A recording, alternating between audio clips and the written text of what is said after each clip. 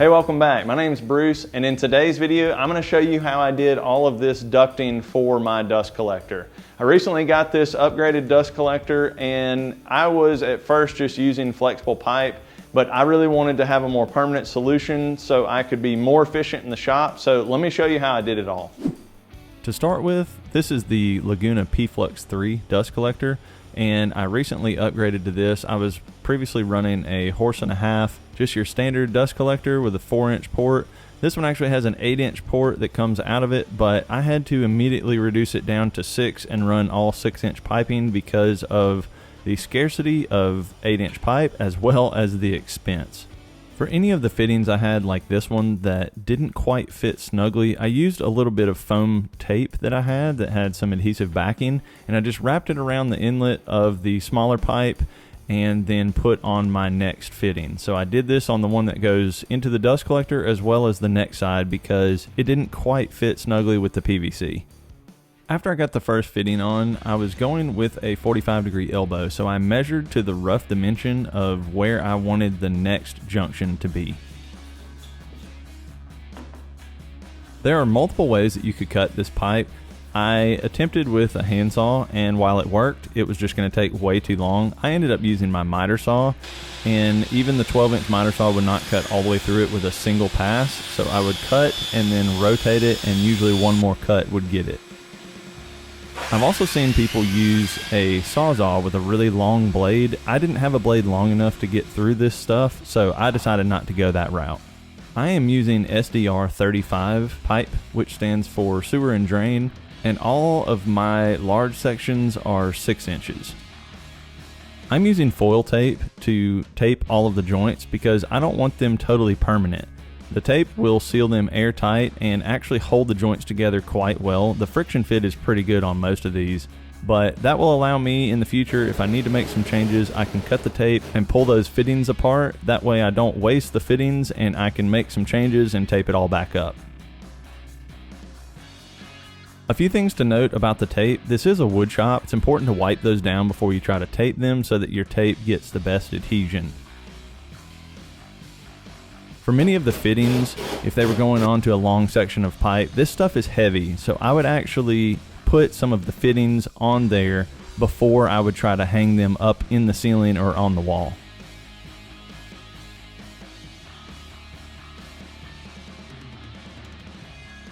My ceilings in my shop are about 10 feet tall, and I was going to put all of the pipe at about 8 feet tall, so I was going to have it come down just a little bit so that I could still access stuff, but it's not in the way of me walking underneath it. I'm 6'4", and I needed plenty of clearance for me to not feel like the ceiling was caving in on me. As I would get each section fit, I would just go back and add some foil tape to secure it where it needed to be before moving on to the next section. When I had multiple fittings that would make up a junction that had a Y or that was splitting off in a different direction, I would try to piece them all together so that I could hang the entire thing at once. This really helped because, again, these pipes were very heavy and they were a lot easier to tape while you're on the ground than while you're 8 feet up in the air on a ladder. There were a few of the hangers that I had to adjust upward a little bit. It's hard to guess exactly how you're going to make your pipe level. This was just me doing it how I knew to do it. So if I didn't quite get it right, I would just go back up and take the hanger out of the stud where I had it and move it to a different stud higher up or adjust it however I needed it.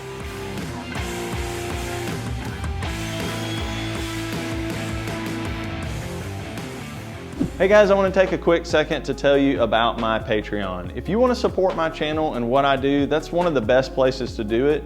I've got a bunch of different tiers on there of ways you can support me, get some merch, get some different things out of it.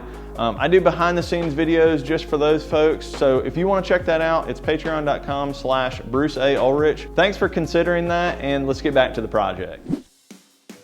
For the main wall section, where most of my tools will be, I'll have 2 different tool drops. I will use these Y connectors to make the drops, and then those will split off into 2 different sections that I will reduce from 6-inch down to 4-inch so they can meet up with the tools that I have.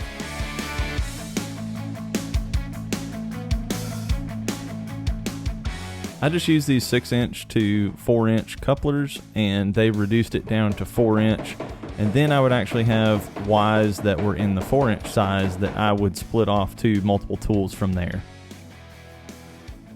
I ended up buying 100 feet of this galvanized pipe strapping, but that ended up being a good bit too much. I probably could have gotten away with the one section of 25 feet and not had so much left over, but at least now I have it if I want to make some changes. For this main run, I wanted to make sure that this pipe that would continue out would be quite level. It didn't have to be perfect because all we're sucking is air, but I just wanted to make it visually look nice. So I kept adjusting the strap and then getting down and looking at it and adjusting it again. I was being a little bit lazy because I didn't want to go find my stud finder, but I had a really strong magnet handy and I was able to locate some of the drywall screws. So that told me where the studs were and where I could put a screw to hold the metal strapping. I'm using this full length section of pipe to go to the other side of my shop, kind of cutting in front of my mini split. I needed to make sure there was enough room in front of that mini split so that it would not block any operation of it, and then the side popped out. I had not taped this side yet because I wanted to make sure I got it adjusted just right, but that was a good bit of weight that fell out and I couldn't get it to go back in. So I ended up just kind of suspending it and going and securing that joint finally with tape before coming back and finishing the long run. I needed to turn slightly more of an angle so that I would miss the mini split. So this is the only 22.5 degree elbow fitting that I ended up using. It made it go right to the corner that I needed, and when I first measured, which again was just a guess based on being up in the air on a ladder, it was a little bit too short. It was not going to go all the way to the corner where I wanted, so I ended up just cutting one more little section and putting it on the end of that, and it worked just fine. If you're not familiar with these 6-inch pipes, the end of them is flanged so that you don't have to have a coupler to join pipe after pipe after pipe if you're laying these for like sewer and drain, which is what they're meant for. So sometimes you're able to take advantage of that, like when I needed the extra room, and I just used the flanged end as if it was a fitting to give me a little extension.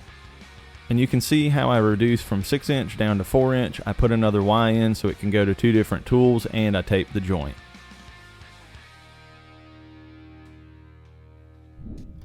For making my 90-degree turns, I wanted them to be more gradual rather than a 90-degree elbow. So for each of those spots where it was going from the ceiling down to a down drop, I would actually use 2 different 45-degree elbows with a section of pipe in between. This made for a more gradual slope downward, and I think it's going to make a better airflow. Now I'm moving on to the long section that goes out to my table saw island where I have my planer and my table saw. I'm assembling the down drop while it's on the floor because this is a full section of pipe, 10 foot, and it's very heavy, including the fittings on there. It weighs quite a bit. I didn't want to have to mess with all of that while I was up on the ladder.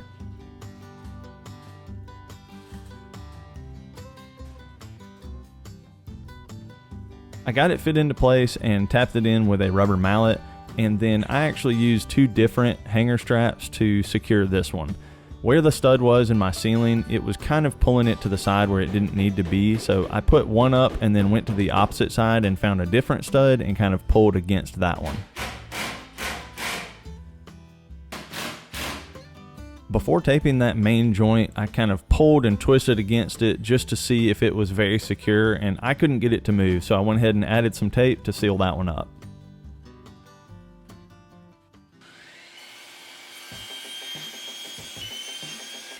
To complete the drop for the table saw and the planer, I had another little section of pipe that I cut, added a reducer, and then put a 4-inch Y on there so that I could run flexible pipe to both of my tools. Oh, and I sandwiched 3 different blast gates in some of these sections so I could close off some of the sections if I needed to or open up some others. I'll leave a link below to everything that I used, including the metal blast gates. I have found that I like these a lot better than the plastic ones that I started with. The flexible pipe I had was really tight on some of the sections of the plumbing pipe for the 4-inch, so I just grabbed a torch and heated up one end of it and then put some gloves on and just kind of crimped down that one end so it would slide on a little bit easier.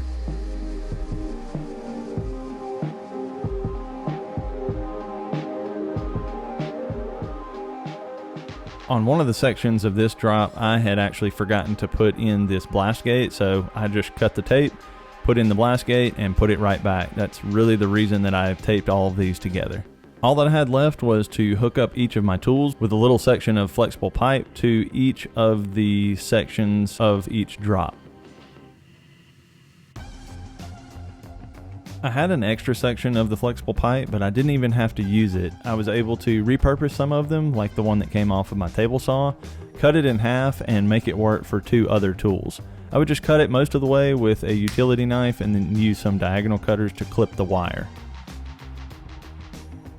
Even with heating up the pipe and crimping the end, it was still quite a task to get the flexible pipe on some of these.